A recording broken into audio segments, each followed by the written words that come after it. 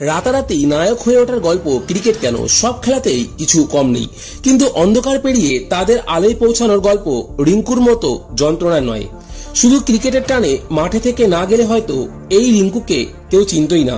কার্যত ঝাড়ুদার হয়ে যাচ্ছিলেন আলিগড়ের ছেলেটি।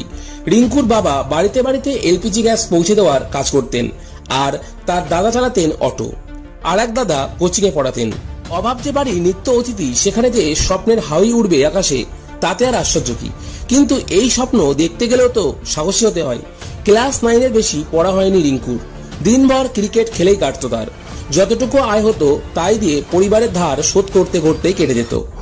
2018 সালের বিবর্ণ গল্পটা ধীরে ধীরে বদলাতে শুরু করে। 2018 সালের নিলামে মুম্বাই ইন্ডিয়ান্সের সঙ্গে লড়াই করে 80 লক্ষ টাকায় নাইটরা তুলে নিয়েছিল রিঙ্কুকে। তখন অনেকেই প্রশ্ন করেছিল কেকেআর এর মনোভাব নিয়ে। নাইটরা যে ভুল করেনি তার প্রমাণ মিলল পরবর্তী সময়ে। রিঙ্কু 5 বছর আগে বলেছিলেন, ভেবেছিলাম 20 লক্ষ টাকায় কোনো এক টিম কিনে নিতে পারে আমাকে, আমার দরজে 80 লক্ষ হতে পারে তা আমি ভাবিনি।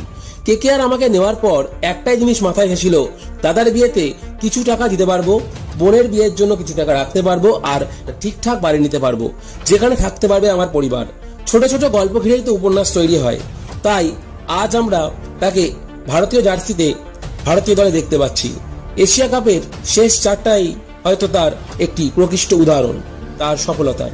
যন্ত্রণা কষ্টের সেই গল্প সংকলনের বিরাল রূপকথার জন্ম দেয়, যে রূপকথা আগে আমরা হয়তো কখনো শুনিনি, যা রিঙ্কু সিং এর জীবনী দিয়ে আমাদের সামনে ফুটে ওঠে।